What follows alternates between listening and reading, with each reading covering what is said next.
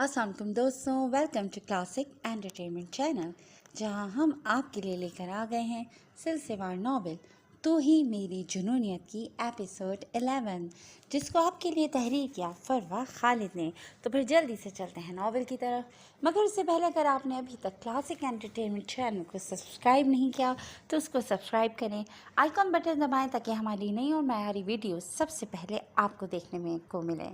तो फिर चलते हैं तू ही मेरी जुनूनियत की एपिसोड 11 की तरफ। क्योंकि यहाँ आपकी जान को ख़तरा है, आप वहाँ मेरे बगैर नहीं रहेंगी। मैं कुछ ही दिनों तक वहाँ आ जाऊँगा, लेकिन अभी आप मुझसे मज़ीद कोई भी सवाल किए बगैर खामोशी से जाकर अपनी पैकिंग करेंगी। दाऊद साहब ने उसे इंतहाई नरमी से समझाते उसका गाल थपथपाया था।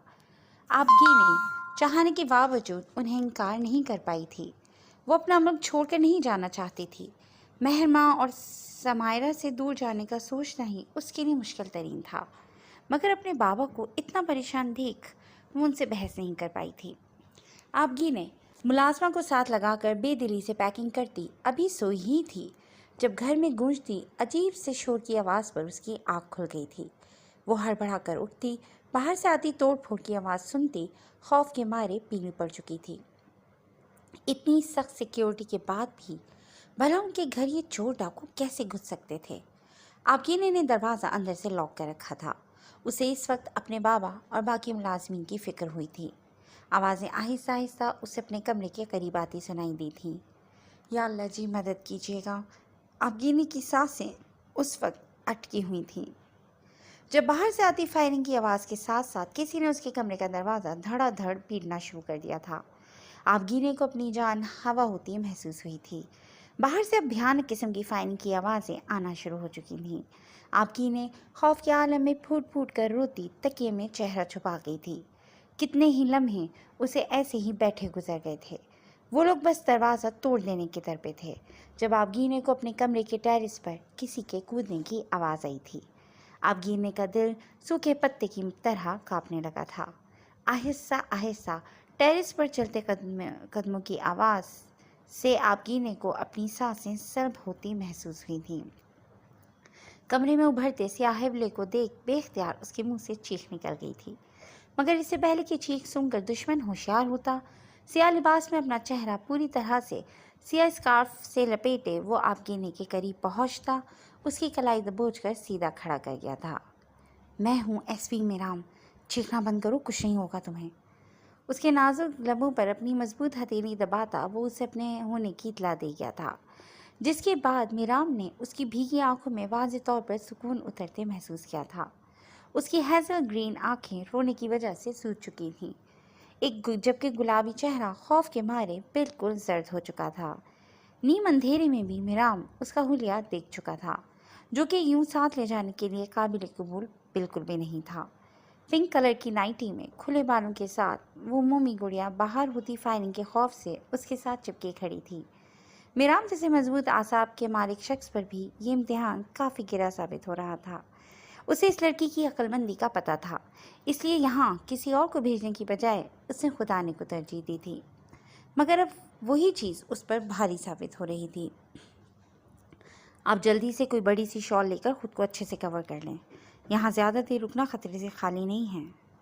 मीराम ने उसका हाथ अपने कंधे से हटाते फासला कायम किया था। पर मेरे पास तो कोई बड़ी शॉल है ही नहीं। आबगी ने उसकी बात पर शर्मिंदगी से जवाब देते ऐसे बोली जैसे किसी बहुत बड़े जुर्म का इकरार कर रही हो। मीराम के तासुरात बता रहे थे कि उसे इस लड़की से कुछ ऐसे ही जवाब की उम्मीद थी। वो मज़ीद ज़रा भी देर किए बगैर आबगीने का हाथ मजबूती से थामता रूम से निकलता टेरिस की जानिब आया था। मैं यहाँ से कैसे उतरूँगी? आबगीने टेरिस की ऊंचाई जानती थी। बगैर सीढ़ियों के नीचे उतरने के खौफ से आबगीने की जान निकल गई थी। हेलीकॉप्टर से अभी मंगवा रहे हैं हम आपके लिए। मीराम अपने मखसूस लहजे में उसे जवाब देते रीलिंग से नीचे उतरता एक जानिब लगे पाइप पर चढ़ चुका था, जबकि उसकी फुर्तियाँ देख आबगीने की बत्ती वैसे ही गुल हो चुकी थी। वो इस तरह तो बिल्कुल भी नहीं उतर सकती थी। Good morning ma'am. महरमा अपने केबिन में बैठी किसी फाइल पर काम कर रही थी जब उसके कानों में सामिया की आवाज़ टकराई थी। उसने सर उठाकर अपने कैबिन के शीशे से ऊपर देखा था, جہاں اسے زامیہ اپنے مخصوص اسٹائلش اور مغرور انداز میں کھڑی نظر آئی تھی۔ مہرما کو یہ لڑکی بہت عجیب لگی تھی۔ جب اس کی منگنی ارزم ہمدانی سے ٹوٹ چکی تھی تو وہ بار بار ارزم کے سامنے آنے کی کوشش کیوں کرتی تھی؟ مجھے کیا، یہ امیر لوگ جو بھی کرتے پھریں۔ مہرما سر جھٹکتی واپس اپنے کام کی جانب متوجہ ہوئی تھی۔ میم، آپ کو باس اپنے آفس سے بلا رہے ہیں۔ پی این اے کے کہنے پر مہرما فائل اٹھاتی اپنے کیبن سے باہر نکلی تھی۔ رکو لڑکی۔ مہرما ابھی چند قدم ہی آگے بڑھی تھی جب زامیہ کے نہایت ہی حقارت بھرے انداز میں پکارنے پر وہ اس جانب پلٹی تھی۔ وہاں 50 کے قریب اور کیبنز بھی تھے جو سب انہی کی جانب متوجہ تھے۔ جو حاصل کرنے کی کوشش تم کر رہی ہو وہ تمہیں کبھی نہیں مل سکتا۔ یہ جاب چھوڑو اور جا کر اپنے لیول کے کسی بندے سے شادی کر کے گھر بساؤ، اسی میں فائدہ ہے تمہارا۔ زامیہ کا انداز کافی توہین آمیز تھا۔ ایکسکیوز می، کیا مطلب ہے اس بات کا؟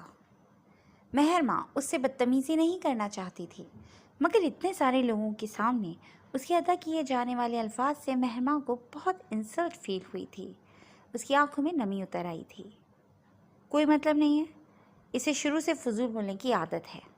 آپ میرے آفس میں جائیں، میں ان کو ان کے مطلب سمجھا کر آتا ہوں۔ اس سے پہلے کہ زامیہ مہرما کو مزید کوئی غلط بات بولتی، ارزم نے وہاں قدم رکھتے زامیہ کی بولتی بند کر دی تھی۔ مہرما اس کے کہنے پر پلکیں جھپک کر اپنی آنکھوں کی نمی کو اندر دھکیلتے خاموشی سے اس کے آفس کی جانب بڑھ گئی تھی۔ ارزم نے اس کی یہ حرکت بہت غور سے نوٹ کی تھی۔ جب تک مہرما آفس کے اندر داخل نہیں ہوئی تھی وہ کچھ نہیں بولا تھا۔ آپ سب کو میں نے یہاں تماشائی بن کر ایسے فضول ڈرامے دیکھنے کے لیے اپوائنٹ کر رکھا ہے کیا؟ اگر آئندہ آپ سب مجھے ایسے تماشوں میں شریک نظر آئے تو وہ دن اس آفس میں تم لوگوں کا آخری دن ہوگا۔ مہرما کے نگاہوں سے اوجھل ہوتے ہی وہ اتنی زور سے دھاڑا تھا کہ ان سب کو آفس کے در و دیوال ہلتے محسوس ہوئے تھے۔ زامیہ بھی خوف سے چند قدم پیچھے ہٹی تھی۔ وہ سبھی ارزم کے اس جلالی روپ سے بہت اچھی طرح واقف تھے، سوائے مہرما کے، جس کے سامنے ارزم آج بھی اس روپ میں نہیں آیا تھا۔ اور تم ہوتی کون ہو میرے آفس میں کھڑے ہو کر میرے امپلائی سے ایسے فضول سوال کرنے والی؟ یہاں کا مالک صرف میں ہوں۔ یہاں پر کس کو کیا کہنا ہے اس کا فیصلہ میرے علاوہ کوئی نہیں کر سکتا۔ تم میری دوست ہو تو دوست بن کر رہو۔ تم جانتی ہو مجھے ہر انسان کو اس کی حد میں رہنا ہی پسند ہے۔ ارزم اسے اس کی اوقات بتاتا واپس اپنے آفس کی جانب بڑھ گیا تھا۔ زامیہ مہرما کو بے عزت کرنا چاہتی تھی، مگر ارزم نے اسے بہت اچھی سے سبق سکھا دیا تھا۔ زامیہ غصے سے پاگل ہوتی بنا ادھر ادھر دیکھے آفس سے نکل گئی تھی۔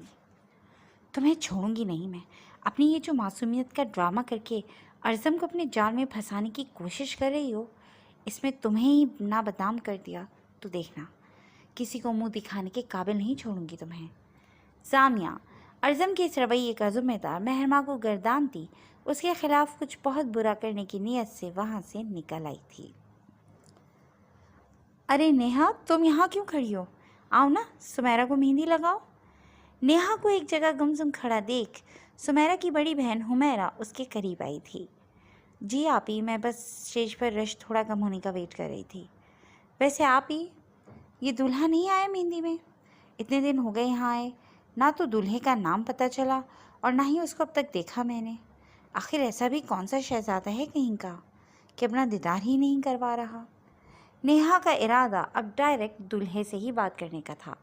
وہ چاہتی تھی اس کے منہ پر جا کر انکار کر کے آئے۔ یہ گاؤں ہے، یہاں شہروں کی طرح کمبائن فنکشنز نہیں کیے جاتے، اور ماشاءاللہ سے سمیرا کا ہونے والا شوہر واقعی ایک بہت بڑی ریاست کا شہزادہ ہی ہے۔ تم کل دیکھنا کتنی زبردست شخصیت کا مالک ہے وہ۔ حمیرہ کے لہجے میں ایک عجیب سا غرور تھا جو نیہا کو بالکل بھی اچھا نہیں لگا تھا۔ اور اس شہزادے کا نام کیا ہے؟ نیہا نے دانت پیستے اپنے لہجے کو بہت مشکل سے نارمل رکھا تھا۔ سید اسقان شاہ۔ حمیرہ اسے نام بتاتی کسی کے بلاوے پر اس جانب بڑھ گئی تھی۔ نام تو پتہ چل گیا ہے، اب کسی بھی حال میں اس بندے تک پہنچنا پڑے گا۔ مگر جیسے حمیرہ آپ ہی بتا رہی ہیں وہ اتنی بڑی شخصیت کا مالک ہے تو اس تک پہنچنا بھی بہت مشکل ہوگا۔ اب کیا کروں میں؟ نیہا مہندی میں ہوتے ناچ گانے سے بے پرواہ اپنے الجھنوں میں کھوئی ہوئی تھی۔ لیکن یہ بات بھی سوچنے والی ہے कि अगर वो इतना अच्छा और पावरफुल शख्स है तो सुमेरा उससे शादी करने से घबरा क्यों रही है और उसे छोड़कर आखिर एक मुलाजिम से शादी क्यों करना चाहती है। उफ, आखिर मैं इस शादी में आई ही क्यों, मेरा तो दिमाग घूम चुका है। नेहा अपना ड्रेस संभालती स्टेज की जानिब बढ़ी ही थी जब एक जानिब से तेजी से आती लड़की से होने वाले जोरदार तसादम पर वो गिरते गिरते बची थी। हाथ दे मुझे। मेहराम ने पाइप के सहारे खड़े होते अपनी चौड़ी हथेली उसकी जानिब बढ़ाई थी। नहीं, मैं गिर जाऊंगी, मैं नहीं उतर सकती यहाँ से। आबगीने ने खौफ से कांपते फौरन नफ़ी में सर हिला दिया था। कुछ फासले पर चलती गोलियों ने वैसे ही उसकी सांसें खुश्क कर रखी थीं। ट्रस्ट मी, नहीं गिरने दूंगा, हाथ दे मुझे। मेहराम ने अब की बार कदरे नरम लहजा इख्तियार किया था। ये लड़की जानती भी नहीं थी कि इस वक्त वो किस कदर बड़े खतरे का शिकार थी। प्रॉमिस? आबगीने ने उसकी नरमी भरे लहजे पर आंखों में आंसू भरे भीगी खौफजदा आवाज़ में पूछा था। यस प्रॉमिस, हाथ दे मुझे। मेहराम ने अपनी चौड़ी हथेली उसकी जानिब बढ़ाई थी जिस पर बिना एक लम्हे को भी सोचे आबगीन ने अपना नाजुक कपकपाता हाथ रख गई थी। एसपी मेहराम ने उसे भरोसा करने को कहा था, जिसके जवाब में वो उसे बता गई थी कि वो आंखें बंद करके भरोसा करती थी उस पर। उसने खुद को पूरी तरह मेहराम के हवाले कर दिया था। मेहराम उससे पूरी तरह अपनी सपोर्ट पर लिए किसी गुड़िया की तरह उठा। वो पाइप क्रॉस करता रोशनदान पर उतरा था और वहाँ से एक ही जंप में ज़मीन पर आ गया था। उसके वादे के मुताबिक आबगीने को ज़रा सी खराश भी नहीं आई थी। मेहराम ने उसे अपनी बाहों से आज़ाद करते पिछले रास्ते की जानिब आने को कहा था। मेन गेट पर इस वक्त ज़ोर शोर से फायरिंग का तबादला जारी था। पिछले गेट से बाहर आते ही सामने मेहराम की गाड़ी खड़ी नजर आई थी, जहां सिर्फ 2-3 गार्ड्स को खड़ा देखकर आपकी ने झटके से पलटी थी। बाबा कहाँ हैं? आपके आदमी उनको लेकर नहीं आए? वहाँ पूरी तरह अंधेरा छाया हुआ था। गाड़ी की येलो लाइट्स ऑन होने की वजह से आपकी ने ये देख पाई थी। मेहराम उसकी बात का जवाब दिए बगैर गाड़ी की जानिब बढ़ा था। वहाँ से अपनी शॉल निकालते वो आप गीने की जानिब बढ़ा था। इसे अपने गिर्द अच्छे से ओढ़ने, आप पूरी तरह से ढकी होनी चाहिए। मेहराम ने उसके सवाल को नज़रअंदाज कर दिया था। क्यों ओढ़ूँ मैं ये चादर? और मैंने आपसे पूछा है कि मेरे बाबा कहाँ हैं? किसी अनहोनी के ख्याल से आपगीने का दिल सूखे पत्ते की तरह कांपने लगा था। उसे शिद्दत से किसी गड़बड़ का एहसास हुआ था, लेकिन मुकाबिल खड़ा शख्स भी एसपी मेहराम का माल था। अपनी बात की नफ़ी होना तो उसे हरगिज़ बर्दाश्त नहीं था। आबगीने को समझने का मौका दिए बगैर वो अपनी शॉल खोलकर उसके गिर्द अच्छे से उड़ा चुका था। खबरदार जो इसे उतारा तो। आबगीने ने जैसे ही उतारने के लिए हाथ बढ़ाया था, मेहराम के कड़े तेवरों से घूरने पर वो रूहान सी हुई थी। आप मुझे बता क्यों नहीं रहे कि मेरे बाबा कहाँ हैं? आबगीने मलतजी लहजे में पूछती उसके मुकाबले आई थी। उसे ये सामने खड़ा शख्स दुनिया का सबसे ज़्यादा पत्थर दिल इंसान लगा था, जिसमें एहसासात और जज्बात का नाम निशान तक ना था, जो शायद दुनिया में अपनी ये पुलिस वाली नौकरी करने ही आया था। वो इस हमले से पहले ही किसी काम की खातिर घर से निकल चुके थे। घर में जब ये हमला हुआ तो आप और मुलाजमीन ही मौजूद थे। तमाम मुलाजमीन को भी सेफ्टी से निकाल लिया गया है, लेकिन अब अगर आपने मुझसे मज़ीद बहस की तो मैं इन्हीं लोगों के हवाले कराऊंगा जो आपके खून के प्यासे हुए पड़े हैं। मेहराम ने उसे तफसीली जवाब देते आखिर में धमकी दे डाली थी, जिस पर आबगी ने उसे गुस्से से घूर कर रह गई थी। इडियट पुलिस वाला, लड़कियों से बात करने की तमीज़ भी नहीं है। आबगी ने पैर पटकती गाड़ी की जाने बढ़ गई थी। इस शख्स से कोई बईद नहीं थी, वो अपना कहा पूरा भी कर सकता था। मुझे बाबा के पास लेकर चलें। आबगीने ने उसके बराबर फ्रंट सीट पर बैठते नई फरमाइश जाहिर की थी। अभी ऐसा मुमकिन नहीं है। मेहराम ने दो टोक जवाब दिया था। क्यों क्यों मुमकिन नहीं है? मैं अपने बाबा से क्यों नहीं मिल सकती? आबगी ने ज़िद्दी लहजे में बोलती मेहराम को अच्छा खासा तप आ गई थी। अगर आपने मज़ीद कोई सवाल किया तो या तो मैं खुद गाड़ी से उतर जाऊंगा या आपको उतार दूंगा। मेहराम ने उसकी जानिब से चेहरा मोड़कर उसे दांत पीसकर खामोश रहने को कहा था, जब वो उसे अपनी शॉल के साथ उलझती नजर आई थी। मुझे भी कोई ख़ास शौक़ नहीं है आपसे बात करने का। आप जितनी जल्दी हो सके मुझे मेरे बाबा तक पहुंचा दें, उसके बाद आपके रास्ते अलग मेरे अलग। आबगीने को अपनी इंसल्ट भला कहाँ बर्दाश्त थी। वो भी उसी के अंदाज में दू बदू जवाब देती मेहराम की जानिब से रुख फेर बदलती सीट की पुष्ट से सर टिकाकर आंखें मूंद गई थी। मेहराम ने भी उसका स्पीकर बंद होते देख सुख का सांस लिया था, लेकिन यह एहसास कुछ लम्हों के लिए ही था। आबगी ने कुछ ही देर में गहरी नींद में जा चुकी थी اور فل اسپیڈ میں چلتی گاڑی کی وجہ سے اس کی گردن میران کے کندھے پر لڑک آئی تھی۔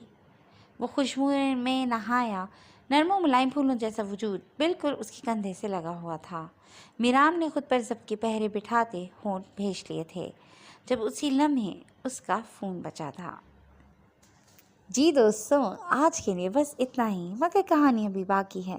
مزید کہانی کے لیے جڑے رہیے کلاسک انٹرٹینمنٹ چینل کے ساتھ۔ بہت جلد نئی ایپیسوڈ کے ساتھ حاضر ہوں گے، تب تک کے لیے ٹیک کیئر اینڈ اللہ حافظ۔